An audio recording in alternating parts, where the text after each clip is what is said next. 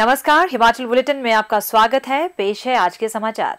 मुख्यमंत्री श्री जयराम ठाकुर की अध्यक्षता में आज शिमला में आयोजित प्रदेश मंत्रिमंडल की बैठक में वर्ष 2022-23 के लिए आबकारी नीति को स्वीकृति प्रदान की गई, जिसमें वर्ष के दौरान 2131 करोड़ रुपए के राजस्व प्राप्ति की परिकल्पना की गई है, जो कि वित्त वर्ष 2021-22 से 264 करोड़ रुपए अधिक होगा।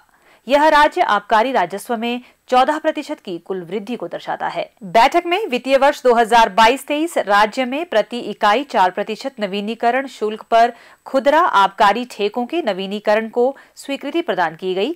इसका उद्देश्य सरकारी राजस्व में पर्याप्त बढ़ोतरी प्राप्त करना और पड़ोसी राज्य में दाम कम करके होने वाली देसी शराब की तस्करी पर रोक लगाना है। लाइसेंस फीस कम होने के कारण देसी शराब ब्रांड सस्ती होगी। इससे उपभोक्ताओं को सस्ती दरों पर अच्छी गुणवत्ता की शराब उपलब्ध होगी और उन्हें अवैध शराब खरीदने के प्रलोभन से भी बचाया जा सकेगा और शुल्क चोरी पर भी निगरानी रखी जा सकेगी। नई आबकारी नीति में खुदरा लाइसेंस धारियों को आपूर्ति की जाने वाली देसी शराब के निर्माताओं और बॉटलर्स के लिए निर्धारित 15% कोटा समाप्त कर दिया गया है। इस निर्णय से खुदरा लाइसेंसधारी अपना कोटा अपनी पसंद के आपूर्तिकर्ता से उठा सकेंगे और प्रतिस्पर्धात्मक मूल्यों पर अच्छी गुणवत्ता की देसी शराब की आपूर्ति सुनिश्चित होगी। देसी शराब का अधिकतम खरीद मूल्य मौजूदा मूल्य से 16% सस्ता हो जाएगा। इस वर्ष की नीति में गौवंश के कल्याण के लिए अधिक निधि प्रदान करने के दृष्टिगत गोधन विकास निधि में 1 रुपए की बढ़ोतरी करते हुए इसे मौजूदा 1 रुपए 50 पैसे से बढ़ाकर 2 रुपए 50 पैसे किया गया है। राज्य में कोविड-19 के मामलों में कमी को देखते हुए कोविड उपकर में मौजूदा से 50% की कमी की गई है। लाइसेंस शुल्क के क्षेत्र विशिष्ट स्लैब को समाप्त करके बार के निश्चित वार्षिक लाइसेंस शुल्क को युक्तिसंगत बनाया गया है। अब पूरे राज्य में होटलों में कमरों की क्षमता के आधार पर एक समान लाइसेंस स्लैब होंगे। जनजातीय क्षेत्रों में आने वाले पर्यटकों को बेहतर सुविधा प्रदान करने और होटल उद्यमियों को राहत प्रदान करने के लिए जनजातीय क्षेत्रों में बार के वार्षिक निर्धारित लाइसेंस शुल्क की दरों में काफी कमी की गई है। शराब के निर्माण, संचालन, थोक विक्रेताओं को इसके प्रेषण और बाद में खुदरा विक्रेताओं को बिक्री की निगरानी के लिए इन सभी हितधारकों को अपने प्रतिष्ठानों में सीसीटीवी कैमरे लगाना अनिवार्य किया गया है। विभाग द्वारा हाल ही में शराब बॉटलिंग प्लांटों, थोक विक्रेताओं और खुदरा विक्रेताओं में पाई गई अनियमितताओं को ध्यान में रखते हुए हिमाचल प्रदेश आबकारी अधिनियम 2011 को और सख्त किया गया है। राज्य में एक प्रभावी एंड टू एंड ऑनलाइन आबकारी प्रशासन प्रणाली स्थापित की जाएगी, जिसमें शराब की बोतलों की ट्रैक एंड ट्रेस की सुविधा के अलावा निगरानी के लिए अन्य मॉड्यूल शामिल होंगे। मंत्रिमंडल ने वर्ष 2022-23 के लिए हिमाचल प्रदेश राज्य पथकर नीति को अपनी मंजूरी प्रदान की है, जिसमें राज्य में सभी पथकर बैरियर की नीलामी व निविदा शामिल है। वर्ष 2021-22 के दौरान टोल राजस्व में गत वर्ष के राजस्व के मुकाबले 20% की वृद्धि दर्ज की गई है।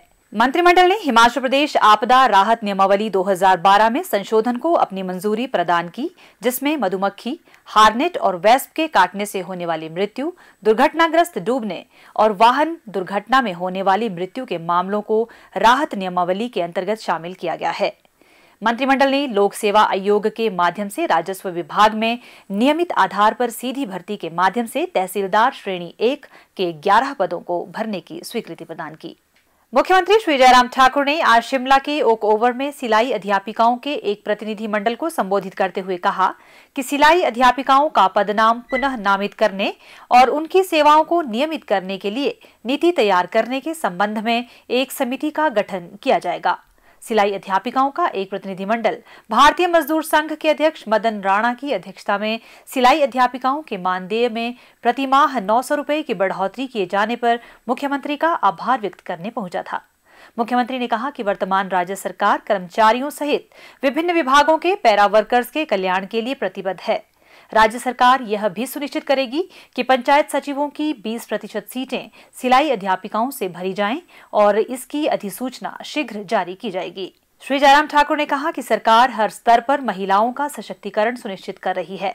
इस दिशा में मुख्यमंत्री गृहिणी सुविधा योजना, बेटी है अनमोल, शगुन योजना आदि शुरू की गई हैं।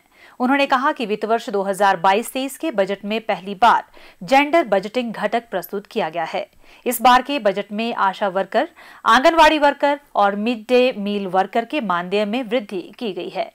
मुख्यमंत्री ने कहा कि प्रतिमाह 900 रुपए की वृद्धि के साथ सिलाई अध्यापिकाओं को अब 7,950 रुपए प्रतिमाह मानदेय के रूप में मिलेंगे।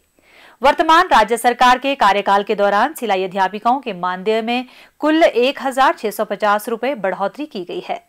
इसी प्रकार दिहाड़ीदारों की दिहाड़ी में 50 रुपए प्रतिदिन की वृद्धि की गई है और उन्हें अब प्रतिमाह 1,500 रुपए अधिक मिलेंगे। मुख्यमंत्री ने कहा, हिमाचल प्रदेश में हमारी सरकार बनने के पश्चात हमने कोशिश की है कुछ ऐसे वर्ग जिनके लिए कुछ सोचना चाहिए, जिनके लिए मदद के लिए रास्ता खोलना चाहिए, जिनको बहुत कम मिलता है, जो बहुत कठिन परिस्थितियों के दौर में से गुजर रहे हैं, जिनके सामने बहुत बड़ा प्रश्न इस बात का है कि आने वाले समय में हमारा भविष्य क्या होगा। ऐसे वर्गों को हमने चिन्हित करके काम करने की कोशिश की है और आज मैं इस बात को मैं कह सकता हूं कि हिमाचल प्रदेश में ऐसे वर्ग जिनकी ज्यादा मदद करने की जरूरत हमको लगती थी, उनकी मदद हमने करने की कोशिश की है और उसमें आपका भी वर्ग है। और आपके लिए भी मुझे लगता है कि खास तौर से इस वर्ग के लिए भी शायद मेकल में 900 रुपए की बढ़ोतरी आज से पहले कभी एक साथ एक बजट पे नहीं हुई है।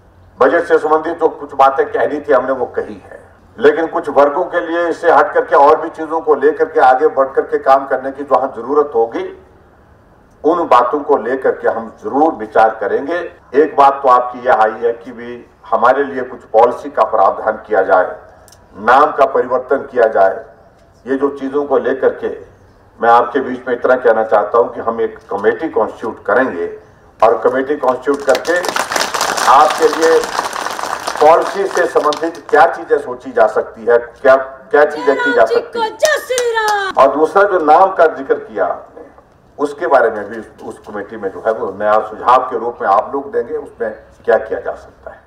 हिमाचल बुलेटिन देखने के लिए सब्सक्राइब करें YouTube channel IPR Himachal, follow करें ट्विटर @DPRHP, लाइक करें Facebook page information and public relations department Himachal Pradesh, visit करें वेबसाइट www.himachalpr.gov.in।